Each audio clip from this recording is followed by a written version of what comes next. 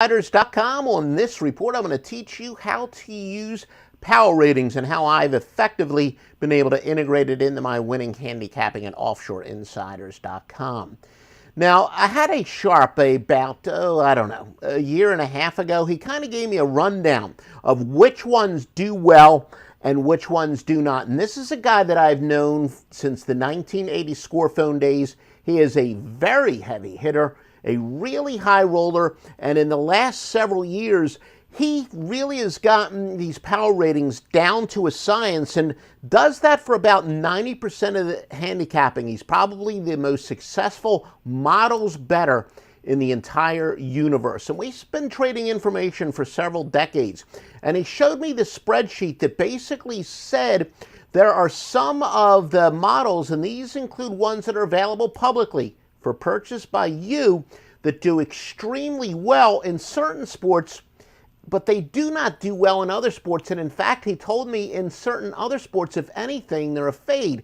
So I'm going to be honest with you. My gut reaction was I was initially underwhelmed. How can something be so good in one sport and so terrible in another sport?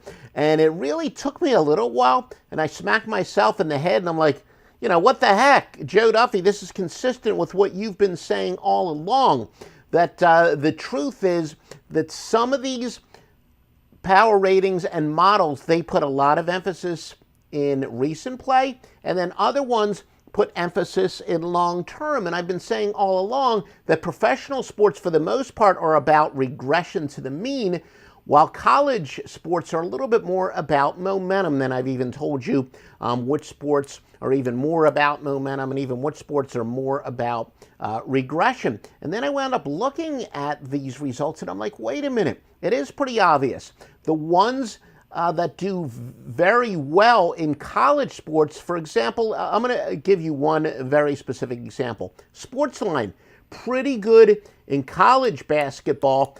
And you know why? Because the Sportsline one puts a ton of emphasis in recent play and momentum. And that is why they are so much better in college sports. Where conversely, I'll flat out tell you, when it comes to, say, NBA totals, all of a sudden, Sportsline, if anything, is a big fade. Why?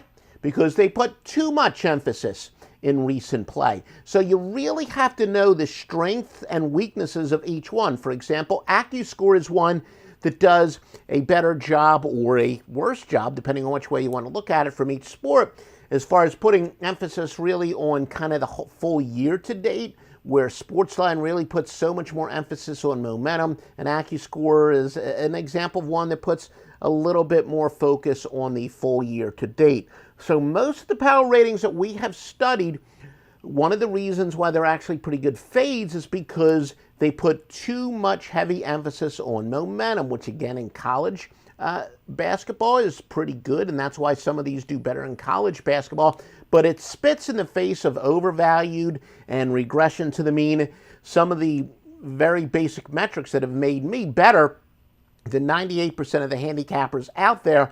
You hear the old adage, you don't want to handicap the teams, you want to handicap the numbers, and that's what we've done because we do know about the regression to the mean. So frankly, I do think, like I said, a lot of these programs a little bit too heavy with a bias on going with the hotter team and fading the colder team. So once you figure out that one size does not fit all, that's when you're ready to win. You got to know the intrinsic biases of each that makes them great in some sports and horrible in others.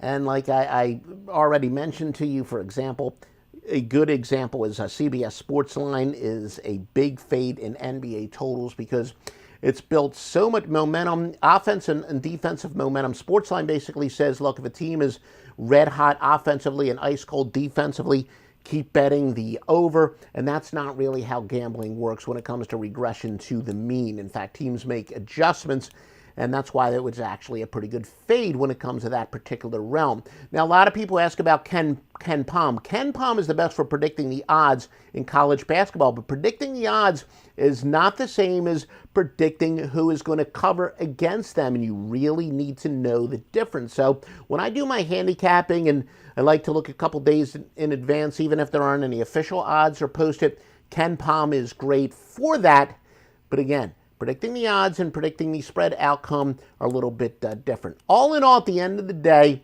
my other metrics are what really separates me from the rest of the gambling world. I would say that the computer models figure into a little bit less than 10% of my handicapping and more for corroboration if I got something that's really on the bubble. And then some of the better models and the way that I weigh each and every solitary one, that can kind of put me a little bit over the top. Or if it's, you know, I'm kind of on the bubble, it can also talk me off of it. So at the end of the day, I do think that these computer models and power ratings are better for corroboration than just about anything else. Now remember, please like my videos, please spread the word, subscribe, feel free to ask any questions. We're on a bunch of different media, but please subscribe to us wherever you can and spread the word. And most importantly, before placing a bet, always visit offshoreinsiders.com.